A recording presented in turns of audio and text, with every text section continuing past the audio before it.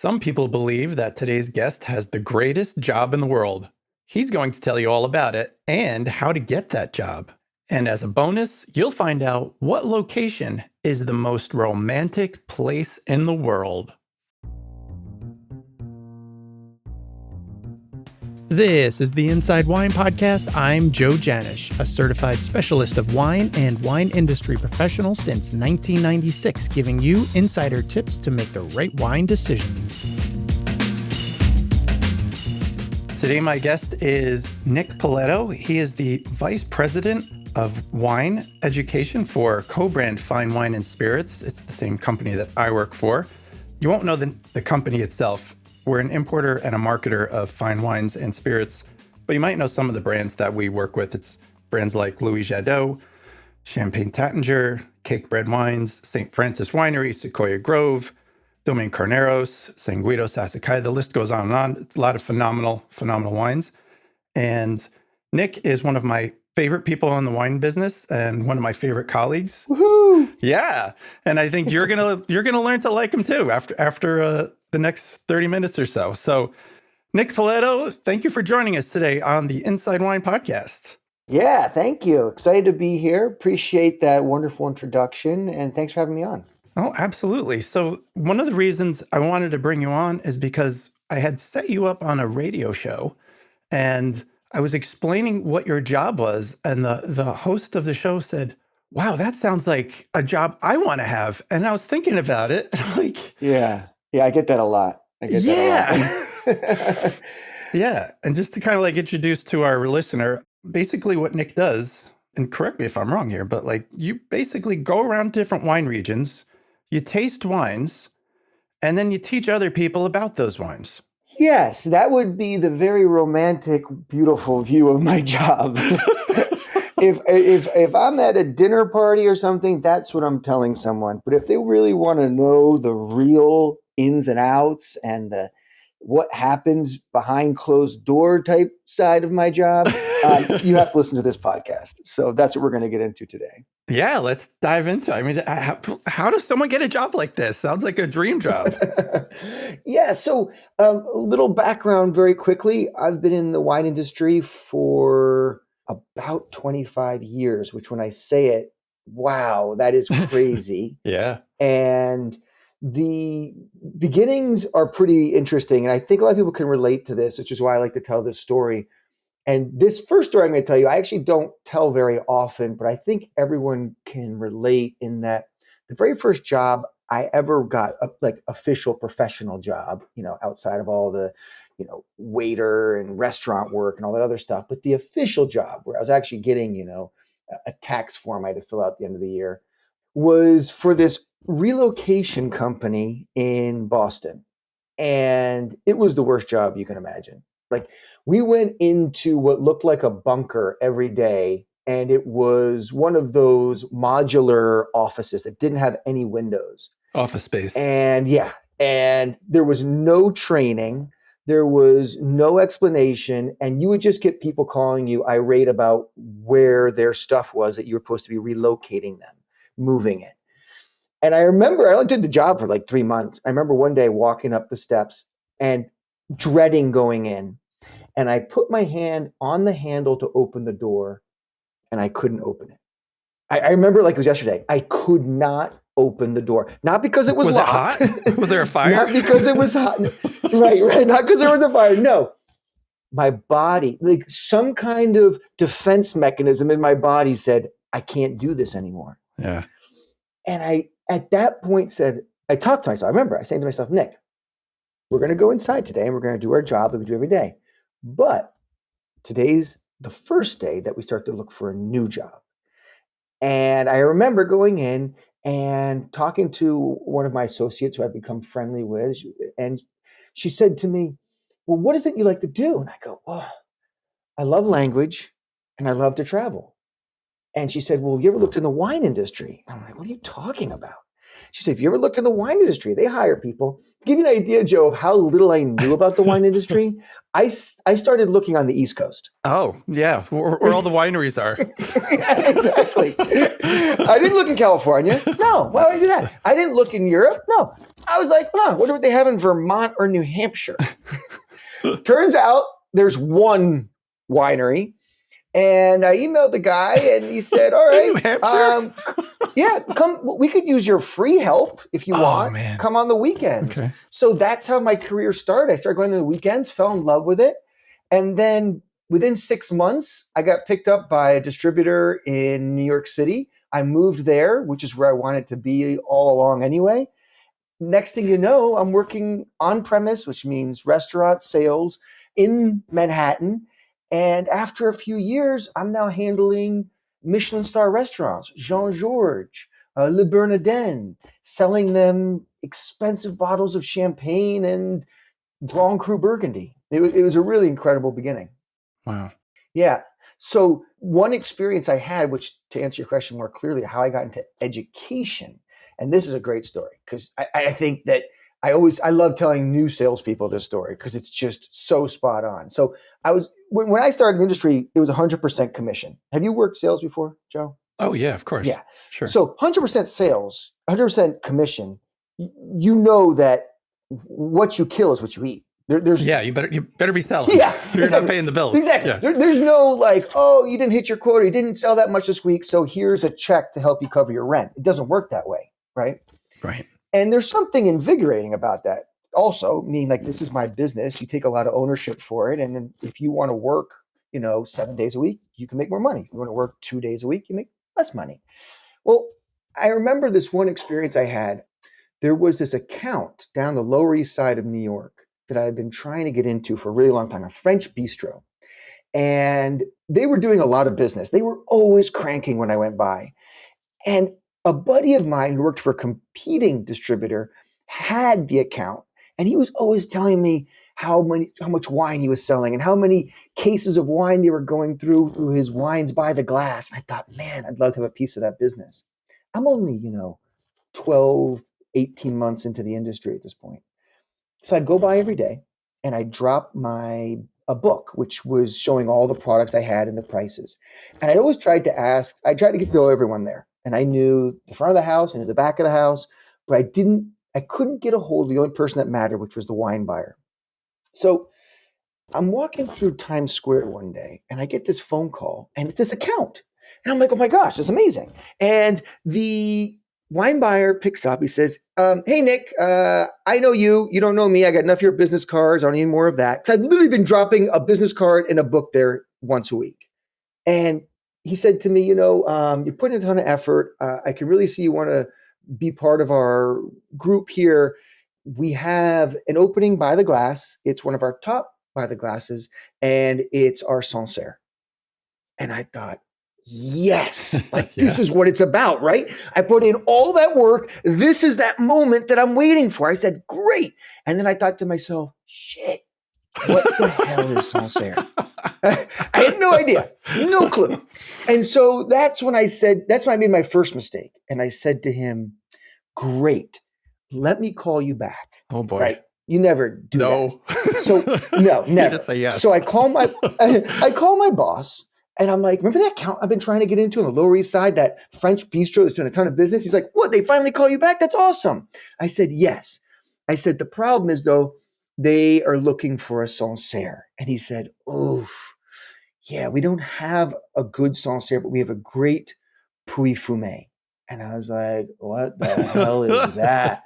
And I'm like, he tries to start telling me. I'm like, no, I don't need to know. I don't know. Just what's the price? He tells me. I'm like, okay, that's all I need to know. Great. I call the account back. I said, hey, good news, bad news. Bad news is that we don't have a Sancerre, but we have a great Puy-Fumé. And then he did the one thing that I was hoping he wouldn't do.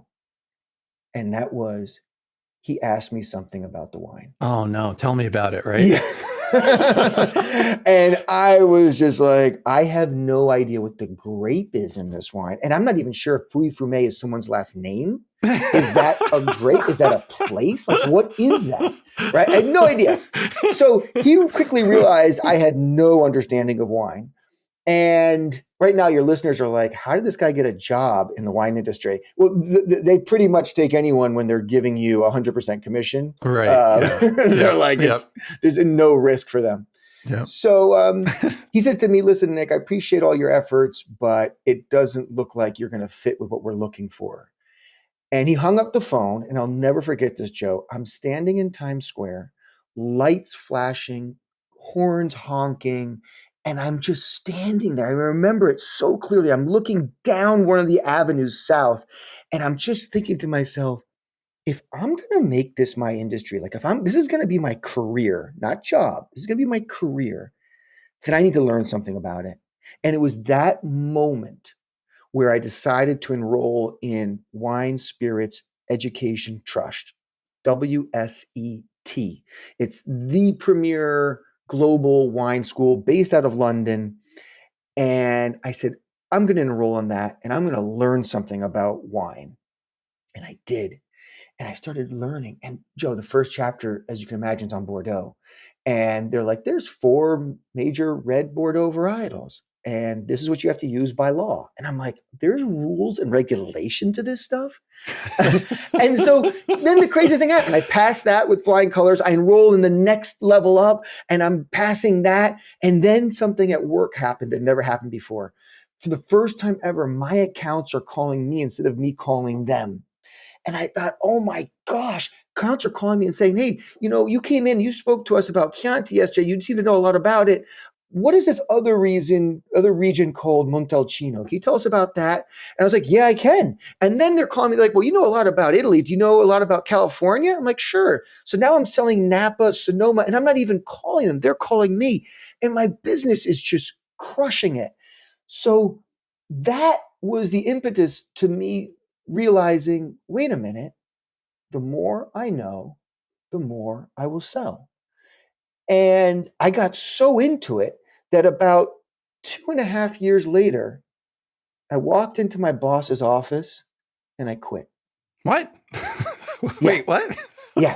Yes. Okay. Yes. Explain. I was so excited. I knew so much. I had to know more. And the way I needed to learn more was I had to go do it. So I quit. I mean, I'm telling you, I was making a lot of money. I had one of the top routes in the company. And my boss thought I was joking. Yeah. He laughed at me. And I said, today's my last day. He's like, what are you talking about? I'm like, I'm moving to New Zealand. I'm going to make wine down there.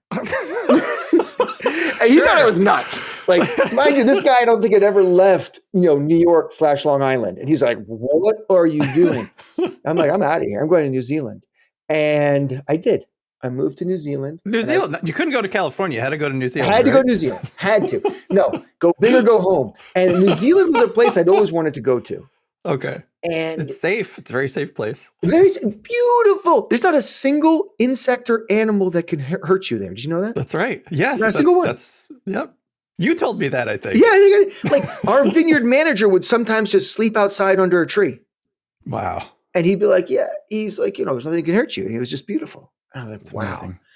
So yeah, it was one of the greatest experiences of my life. Went down there, had an incredible time, made wine, or helped make wine, I should say, because I didn't know how to do it. So I was an assistant down there, scrubbed a lot of tanks and traveled around the entire country. Went down there with my girlfriend at the time, who then became my wife. And nice. That was really how education for me was the beginning. And I came back a year later, not because I was tired of New Zealand, but just because I needed to come back for a few weddings and family reasons. And it's so far, it's like 24-hour flight that it's hard to go back and forth. So yeah, we ended up staying.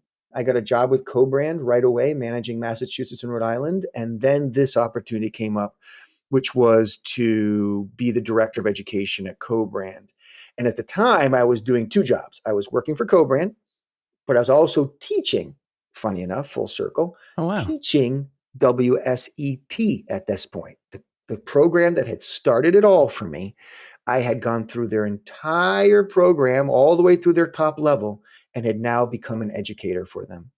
And I was teaching at Johnson and Wales University down in Rhode Island in the evenings, on the weekends, and this was just a natural fit. So that's how I got here. That's amazing. Yeah. And since then, you've collected so many certifications. I think you probably have more certs than some people have changes of underwear. Yes. Yes. Right? It's true. It's true. Certified specialist of wine, certified specialist of spirits. If you got the DIPWSET, you're like an MW student. Maybe just talk a little bit about. So you're the top thing is the Master of Wine, and that's something that you're studying. You're like really close, right? What is that? Yeah, that's a journey, to say the least. It is the highest accreditation, in my opinion, in the world. You could argue Master Sommelier is as high or higher. It would depend on who you ask. Let's, for this conversation, say they're equal, because I think they probably are. The Master Sommelier route, which is the highest accreditation you can get in the field if you're in the restaurant industry, is really geared towards restaurant industry. It's geared towards people that are helping procure wine lists, are helping, design food and wine pairings. Master of Wine is different in that it's designed more for education purposes. And while, yes, you could still be the head buyer at the greatest restaurant in the world with an MW certification, the MW certification focuses less on understanding and knowing every single vineyard in the world, more focusing on why different vineyards are different. And that's really the crux of it. That's where it's different. Now, it's very difficult to achieve both. Both pass very, very low amounts, probably less than 10% of their students a year. They're both global certifications. The Master of Wine is based out of London, and the Master of Wine began in 1955. And since that period of time, they've passed probably around 350 people. Wait, that's it in the whole world? That's it. That's it in the whole world. In the whole world. In the US, I don't know the exact number, but it's less than 50. Jeez. Yeah. A little harder than the bar exam, huh? Yeah. It is insanely hard. And that's a much longer conversation on all of the rigors that go along with it. But it is the most difficult thing I've ever taken on. There's many aspects to the exam. There's tasting, there's writing. And I've passed half of it, but have struggled getting past the second half. It's extremely demanding. On top of course, working, having family, having your own life. Of course. Yeah. Without a doubt, we can say that you're a wine expert. I feel at this point pretty confident about that one. Yes. I don't like the word expert because I don't know how you define that. There's plenty of people that know more than I do, but I definitely know a lot. So, yeah. Okay. All right. Let's get a little bit into the romance of your job, because that's the part where people really seem to get interested and excited about what you do. So maybe tell us just a little bit, some of the things you do for your job that are tell us about the good stuff. Yeah. Well, I think to understand what I do, you have to first understand very briefly how we sell wine in the US. And you have to go through the 3-tier system, which means that post-prohibition, by law, you have to sell wine through a distributor, through a restaurant or a store before it gets to the consumer. And to get the wine from the winery to the distributor, that's where we come in and facilitate that part. So we represent, as you explained in the beginning, a wide range of producers from around the globe: France, Italy, Portugal, Japan, New Zealand, etc.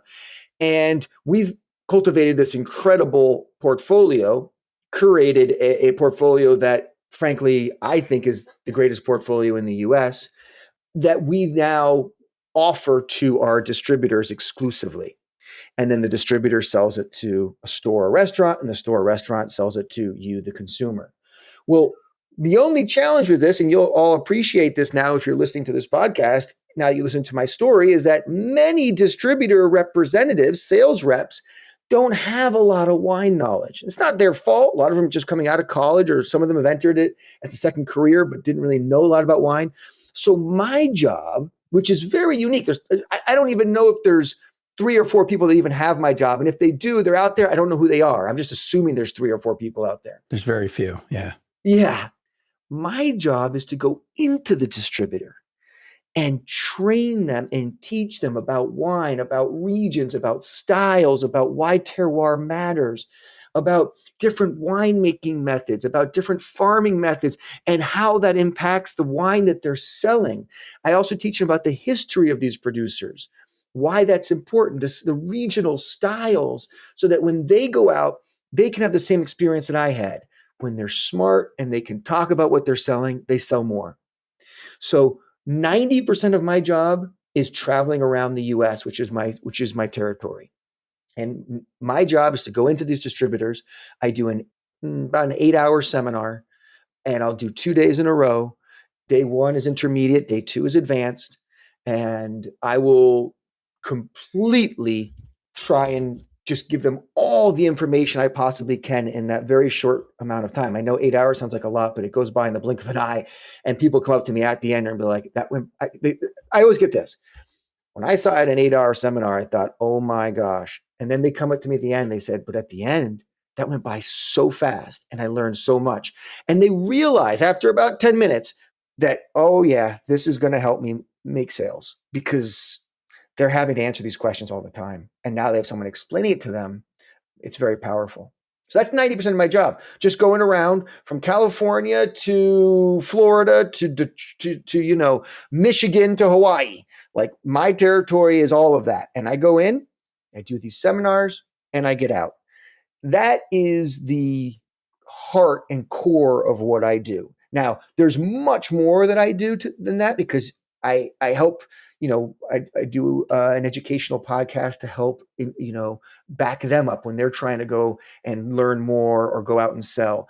I write all my own education books that go along with my presentations, or create our own presentations.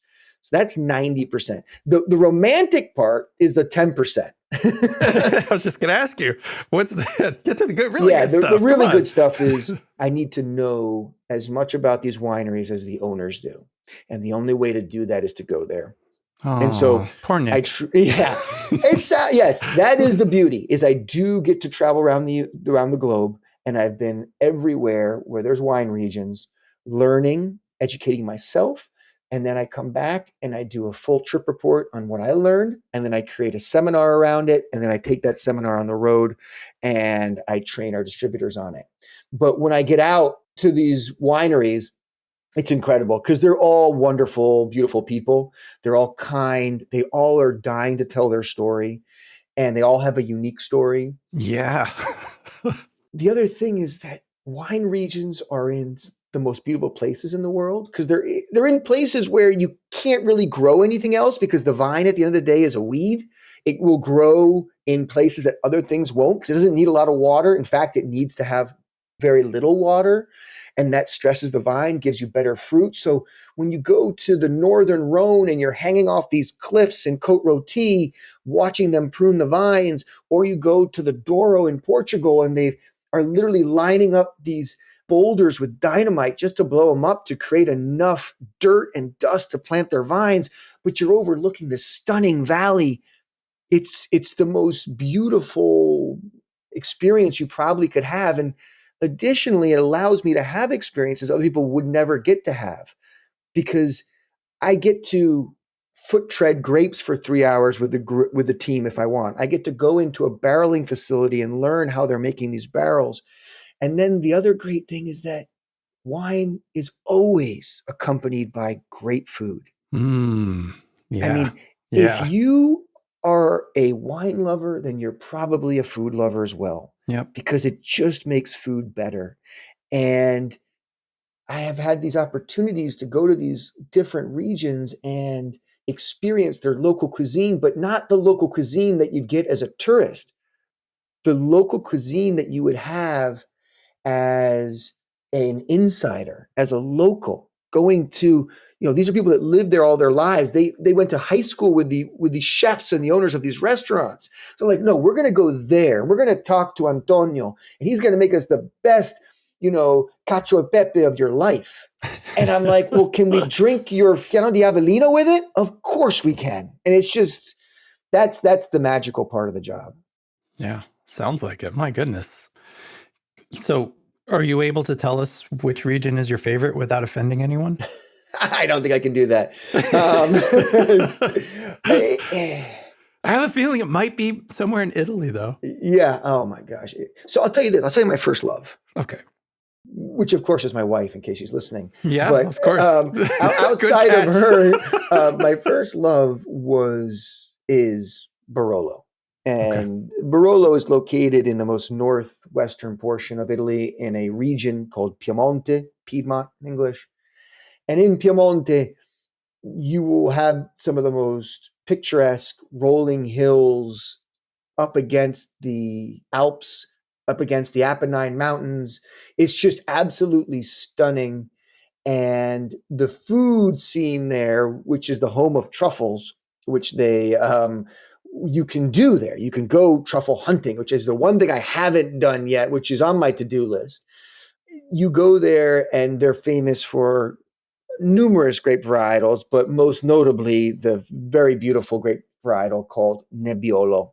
And Nebbiolo is a grape variety that, when grown in the town of Barolo, takes on the name Barolo. Many people think Barolo is just the name of a wine. Well, it's the name of a town. It's actually the name of an area as well.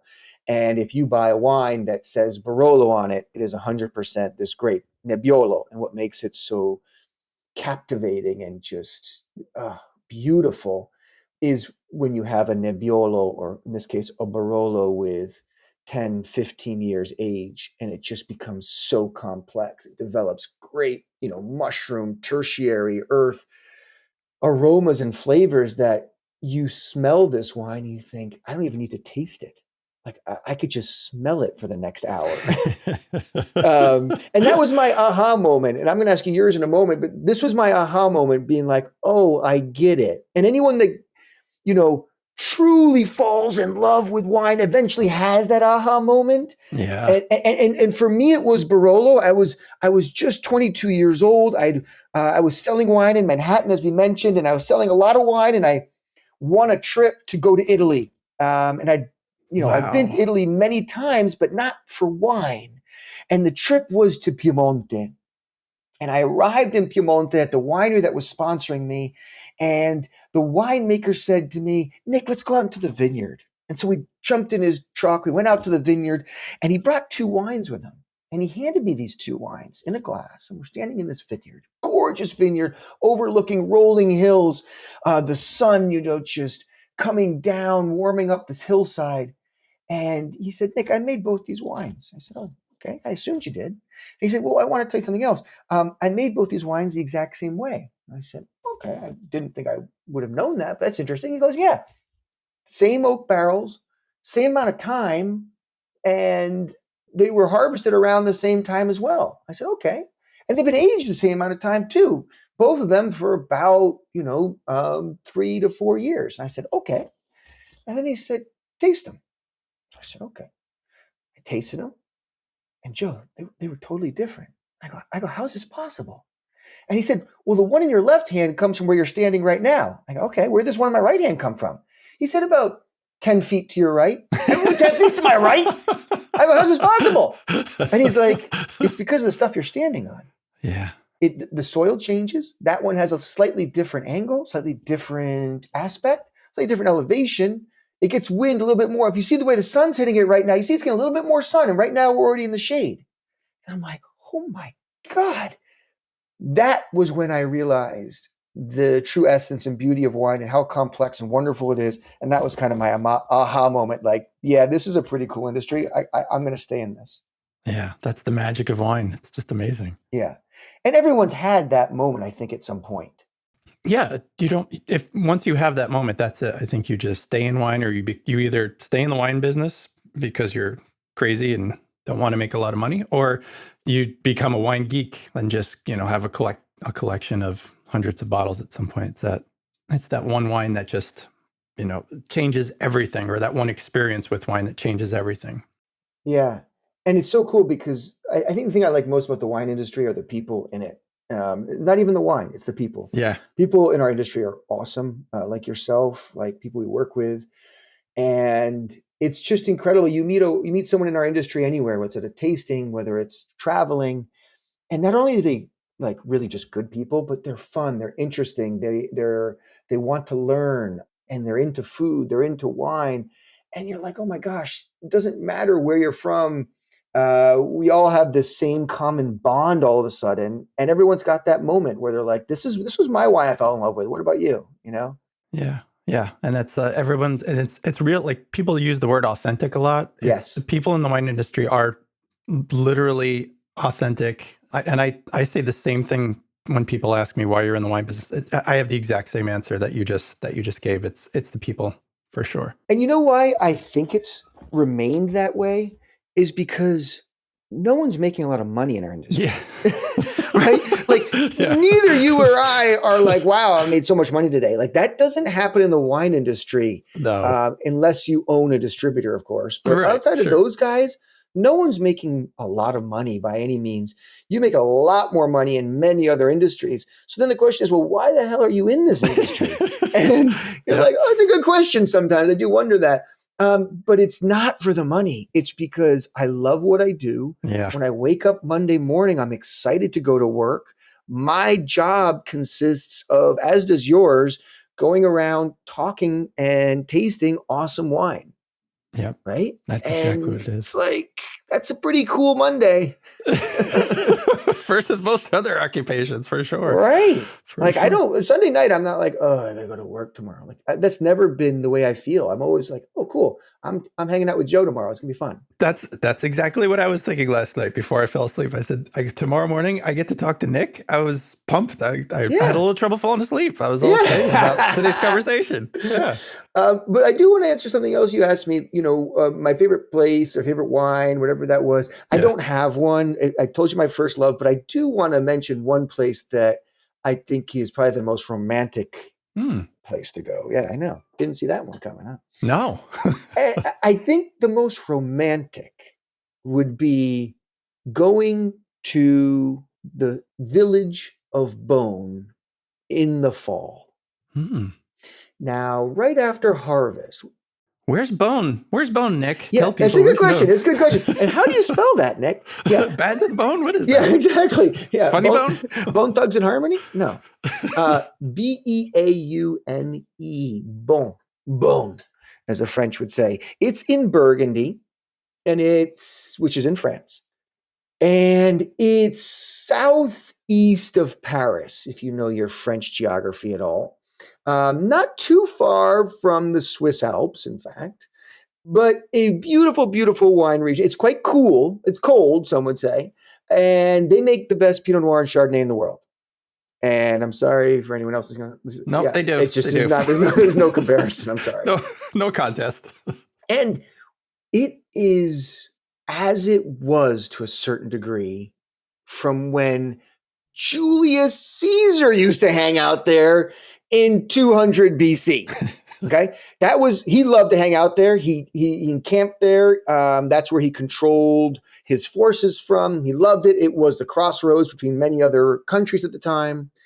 And you go to Beaune today and it's cobblestone streets, these beautiful winding cobblestone streets with just gorgeous stores, restaurants, retail shops, clothing shops, jewelry, cheese shops, bread shops, wine shops. And every restaurant you go into or little wine bar, little cafe, there's a fire going if you're there in the winter, fall time. There's that wonderful crispness in the air and the food is excellent. And it's just an incredibly romantic place. And if you do go, Joe, I hope you do. Maybe you've been there, but if you next time you go, sure, you go to Beaune with my wife, with your wife, of course, and both of you wake up. You go down, have a great breakfast, and what you'll do is you'll walk into town. There'll be a nice market going on in the center of town, and you'll go rent bicycles. The ones without motors, sure. The ones you have to pedal, right? And you'll get a bicycle, and you'll go into a bakery, and you'll get a fresh baguette. And then you'll go into the cheese shop and you'll choose 2 or 3 cheeses. And then you'll put them in the basket that comes with your bicycle, and you'll start biking south along a walking, biking, pedestrian way that winds you through all the beautiful towns and vineyards that are on the tip of everyone's tongue when they think about their most favorite Chardonnay and Pinot Noir in the world.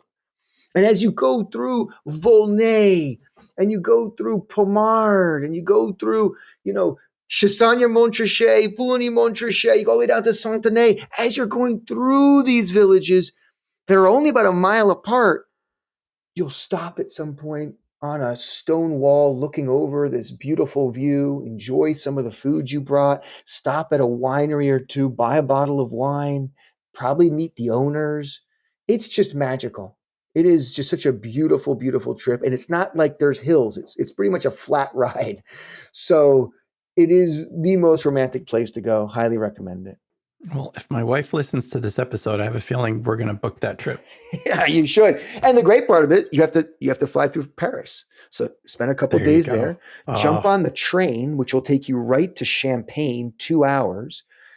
Grab some bubbles, hang out with the Tattinger family. They're wonderful. They are. They just redid their winery there with these caves that go 40, 50 feet underground, also dug by the Roman Legion, by the way. And then you drive down past Chablis and you come to the Côte d'Or. And right in the middle of the Côte d'Or, you find the town of Beaune. And you'll say, thank you, Nick. Well, I'm convinced. I think our listeners convinced. Yeah. So now that you've you just did your job, by the way, over the last 2 minutes. That's true. That's a wonderful job of storytelling. So now that our listeners convinced that they want to be in the wine industry so that they can travel to Beaune and have your job, where do they start? Where does our listeners start to get your job, the dream job of all jobs? Oh gosh. Well, I would say this about my job. You better like traveling, and you better be okay with getting stuck in airports, and you better be okay with being gone much of the time, weekends, holidays, at night. Easy when you're single, not so easy when you have family, right? Yeah. Exactly. And so the job is extremely taxing, not just in terms of mentally as a job, but also physically. So what I've explained to you is obviously the beauty of it, but 90% of this job is very, very difficult, in fact. And is not as wonderful as I just described when I get to go out. But having said that, we're still talking about wine and we're still working with awesome people. But any job in our industry really starts with education. And as I said, it starts with getting education anywhere, whether it's WSET, whether it's Society of Wine Educators, whether it's the Guild of Sommeliers. They're all great institutions. It's just, it starts with the education. And I think what I've been told, which has really helped me, is that I started on the front lines. So I started with the distributor. So I understand what they're feeling, what they're going through, because I've done that. And I understand how to speak to what they need because I remember what I needed. So if I were to give advice to someone coming into our industry, I would say start at the distributor level, so you can understand what those challenges are and learn as much as you can, study as much as you can, take as many certificates as you can, and the wine industry will open its arms to you. Oh, and listen to your podcast. You want to tell us a little bit about it real quick? Yeah. So my podcast, it's called Kobrand Sips and Selling Tips, is really designed for our sales teams. It's designed for someone that is going to sell some of our products and they only have 5 minutes to learn about it.